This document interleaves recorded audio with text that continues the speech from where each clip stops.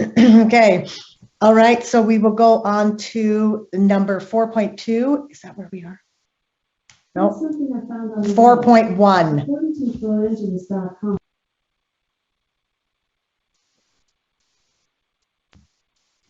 A 4.1. Let's see. No, we already did that one. So 4.2. I think we're in 5, Laura. What? I think we're in section 5, aren't we? Yeah. I just am trying to read through my notes here, and I am blowing it here. So thank you so much. So we're going to number 5, to our monthly budget report. Deputy Superintendent of Operations and Deborah Jacobs, Assistant Superintendent of Operations. Go ahead. Thanks, Madam Chair, members of the board. This is the monthly budget report for your June 2nd, 2022 meeting. I am pleased to say that the Utah State Board of Education is fiscally sound. We're able to meet or, basically meet all of our obligations and commitments, all our known obligations and commitments. This is the last month of the state fiscal year. So we're in the 12th month of state fiscal year 22.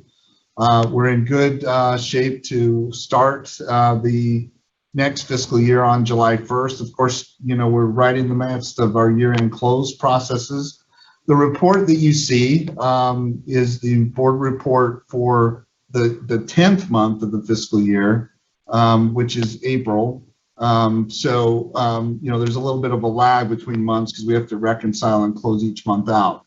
But again, reporting that from a budget standpoint, the Utah State Board of Education is able to meet all of our obligations and commitments through the end of this fiscal year, and conditions are favorable and set well for the beginning of the next fiscal year, pending year-end close activities. With that, Madam Chair, I can take any additional questions or concerns. I have a few other items to inform the board of, but I'll just pause right here and see if there's any specific questions on the monthly budget report itself. Again, month-end report, April 30th, 2022. Any questions or concerns? I don't see any. Go ahead. Okay. For additional information, and I'm not intending to present, board leadership authorized us to post two specific two additional information pieces to the monthly budget report. One is the minimum school program updates. We call it our final estimates. This is why I can state that we're in good condition or set conditions for a good start to July or to the fiscal year 23 specific to the minimum school program. Tomorrow, Dell will do a deeper dive with members of the Finance Committee on the minimum school program updates as it stands with these final estimates. We wanted to post this in the monthly budget report so all of you could see it, and it's public facing to everyone as well. So you see, again, where we are with specific to the minimum school program starting for the next fiscal year. The other presentation relates to a request for data and information that Board Member Hanson made several months ago. It's the budget update that the LFA, Legislative Fiscal Analyst, provided during the May 17th Executive Appropriations Committee. There was some issues with it, maybe because of the size of the file, but it should be in there now, and it should be forward-facing to all of you and the public. I encourage board members to take a look at that. I will get offline with Board Member Hanson because he's seen it, and I do understand his perspective that it doesn't quite get to what he was asking for. So I'm gonna develop that a little bit more with him. It's broken down mainly by percentages of how much income tax came in to the general fund and the education fund, and then how much went out. Starts about slide 7. But I'm going to get with him so that we can do the math and be more explicit and succinct in following up on his particular items. So encourage board members to take a look at that. Amongst all of the great things you're doing and the time you're spending on other processes too. So with that, ma'am, your direction, I'll move into the discretionary report. unless there's any questions or concerns by board members. No, but thank you for that backup that we can look at over and over again. Thank you. Go ahead. Okay, so for the discretionary funds report, if we could pick that up real quick. The report itself is also in the backups, so you can see in the upper right-hand corner of the report what the remaining funds are. This is pertinent to my report today to you because tomorrow in Finance Committee, Board Member Earl has made requests for use of remaining balances in your discretionary funds. So again, orienting you to the upper right-hand corner. Based on some development on the amount, tomorrow during Finance Committee, we're going to request that we use the remaining balances in all three of your funds, Federal Mineral Lease, Land Exchange, and the state funds, to meet a $195,600 request for a partnership with Brigham Young University. So good place for it to be in Finance Committee. Pending their direction or that particular agenda item tomorrow, we could see an update to this report. Again, to the main body of the report, just draw board members' attentions to all the different projects, where we stand right now going into with year-end close. And then, obviously as we start the next fiscal year, we'll look to take the process of renewing such projects as your contingency fund and your legal contingency fund, and then update you on either continuation or requests to add additional projects, i.e., or for example, the one that Board Member Earl's proposing to Finance Committee tomorrow, and then, status and updates as we go. So I'll pause there, Madam Chair, for any questions or concerns related specifically to the board's discretionary funds in this report. I don't see any hands. Go ahead. Okay, then ma'am, at your direction, I think we're on item 5.3, which is a extensive update by Sarah, by the Chief of Staff and Sarah Hayward on the USBE COVID relief funding. So if we could turn it over to them, that concludes the monthly budget report and discretionary funds report. Thank you. Thank you. Go ahead. Thank you. Can I please have the ability to share my screen?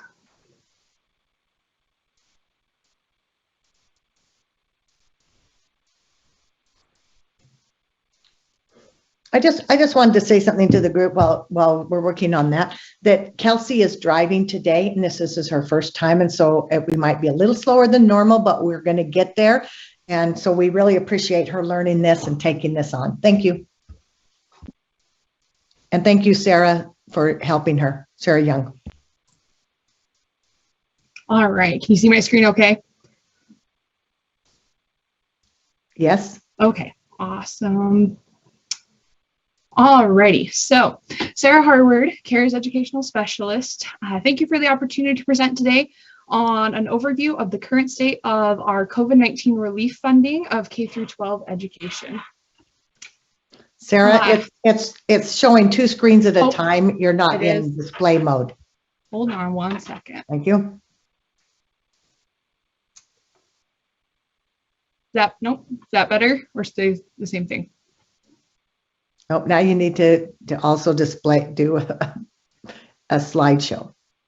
Hold on. Okay, let's see.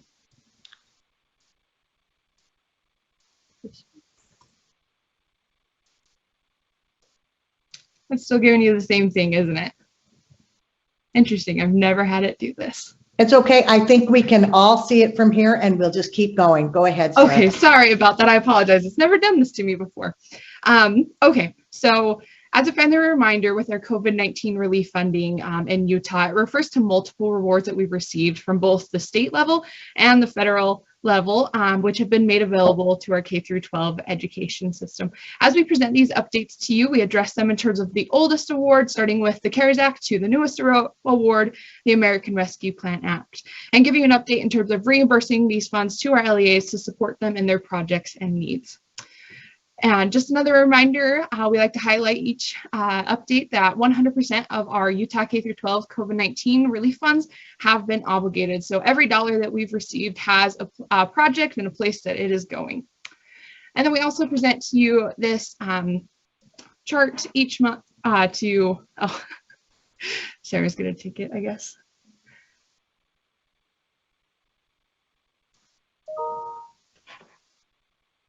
Did Sarah, you take it over?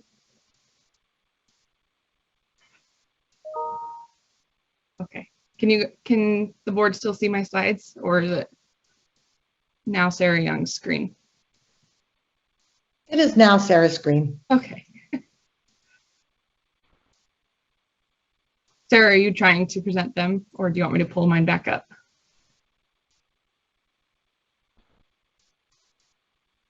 Vice Chair Belknap, I suggest that Sarah Harward just keep going with the narrative while we're working on slides. Yeah, I think that's great because we've seen it so many times. We probably can kind of visualize it. For sure. Okay, no problem. So we have this chart that we show to you each month, gives you an overview of each of the federal and state awards that we've received and that total and direct award that we've given to our LEAs, which is over that 900 million.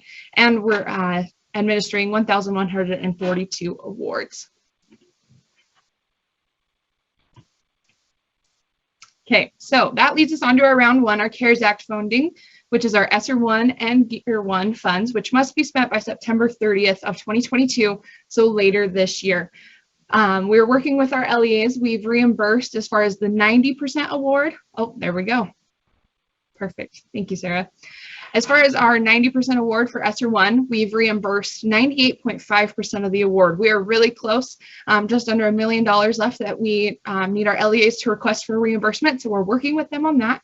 And then our ESSER 1 base award, we've reimbursed 92%, and then the GEAR 1 award, 80%. And then you'll see on the bottom of the screen how many of our LEAs have requested their full award for reimbursement for each of the awards. And then round two, this is our Coronavirus Relief and Response Supplemental Appropriations Act. This is our ESSER 2 and GEAR 2, which must be spent by September 30th of 2023. And just some key points with ESSER 2, these were awarded in April of 2021, and like all the other awards, 90% has to go directly to our LEAs. As we were looking at the LEA plans, the majority of our LEAs chose to spend their funds on addressing accelerated learning for students, purchasing educational technology, and implementing summer learning and supplemental after-school activities. We do note that ESSER 1 needs to be spent for ESSER 2, so that's why you'll see on the next slide our ESSER 2 reimbursements being a little bit lower, but we're still doing pretty well on these reimbursement levels. The 90% award has a 47.7% reimbursement rate. Our ESSER 2 base is at 36.5%, and our GEAR 2, which is newer, at 7.4%. And at the bottom of the slide, you'll see the number of LEAs that have requested their full award. Next slide. Just some additional federal awards from the CRISA Act. We've got GEAR 2, the Governor's Emergency Education Relief Fund, where $11.8 million went in awards to our LEAs to serve all students, and $1.3 million to the University of Utah Reading Clinic. And then for our EANS, this is our Emergency Assistance for Non-Public Schools, where USBE is serving as the fiscal agent. Instead of traditionally with other awards, our LEAs would be providing equitable services to our non-public schools, but for this award and the EANS 2 award, USBE is serving as that fiscal agent. So for EANS 1, we've awarded 22 schools a total of $16.5 million in equitable services. Next slide. Round 3, this is our American Rescue Plan Act, which is ARP, ESSER, and EANS 2, which must be spent by September 30th of 2024. Just some highlights from this award. This is over $615 million, 90% of which went directly to our LEAs. 5% of the award was set aside for the state to specifically address accelerated learning, 2.5% in additional state response, 1% for after school, and 1% for summer learning, and then half of 1% for any state administration needs. And along with ARP ESSER, one of the requirements that the federal government put on these funds is that our LEAs had to spend at least 20% of their award on accelerated learning. As we were analyzing these plans, we see our LEAs are spending above that on an average of 36% of their total award on this. Additional funding is being spent on purchasing technology, capital improvements, including HVAC, and student and community mental health services. And here's our reimbursements for ARP ESSER, the 90%, we've reimbursed $32 million, which is a whopping 6% of the total award. And then for the 10% base, 3.4%. The ARP summer is less than 1%, but noting we're going into summer, so this should go up come the fall. And then ARP after school is at 3.5%. And then as far as ARP EANS, our EANS 2 award, again, USBE is serving as the fiscal agent per the U.S. Department of Education. And there are 2 additional requirements for this award. Our non-public schools that applied had to meet or exceed 24% of their total student population coming from households with a low socioeconomic status. And as opposed to EANS 1, with ARP EANS, we may not do any reimbursements to our non-public schools. We are strictly just doing professional services for them.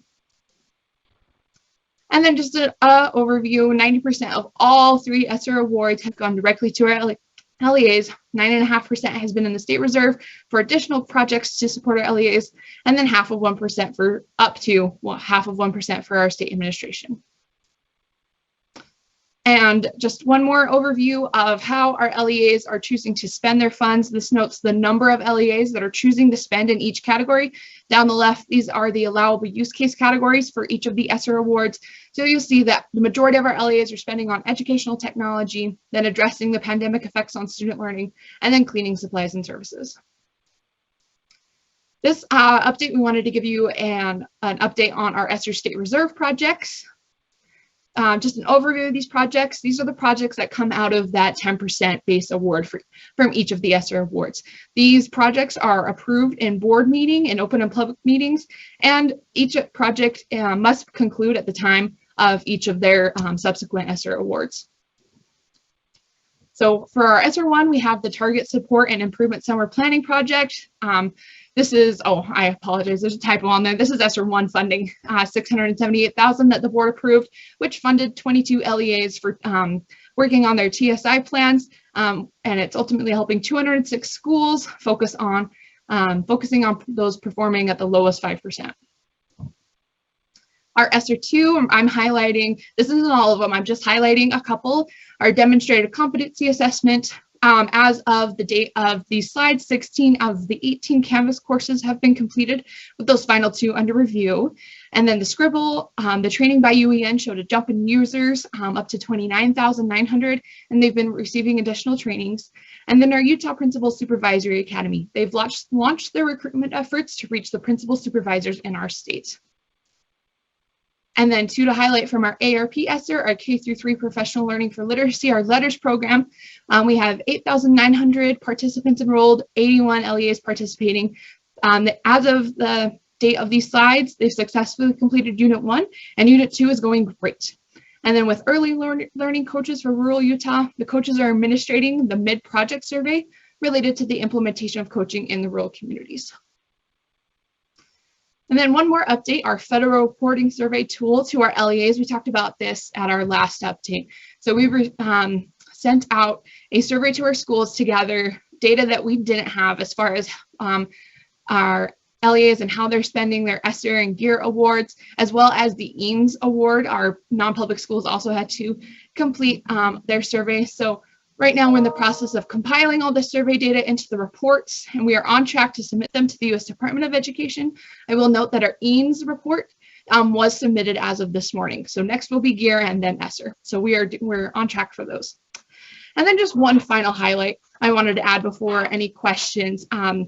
Just to conclude, the U.S. Department of Education, they've started to host quarterly review sessions with the states. So we had our first quarterly review session on Tuesday, where we got to discuss our successes, our milestones with the U.S. Department of Education regarding all our ESSER funding. And I just want to highlight that they noted that Utah has built out a comprehensive system of COVID-19 funds, and they're going to be asking us to model our best practices for other states in the future. So just a fun highlight to note from that. But with that, that concludes my report, and I'm happy to take any questions. Sarah, I don't see any questions. Thank you so much for this update. It's very helpful to see these updates. So thank you so very much. Okay, and thank you to your whole team for that.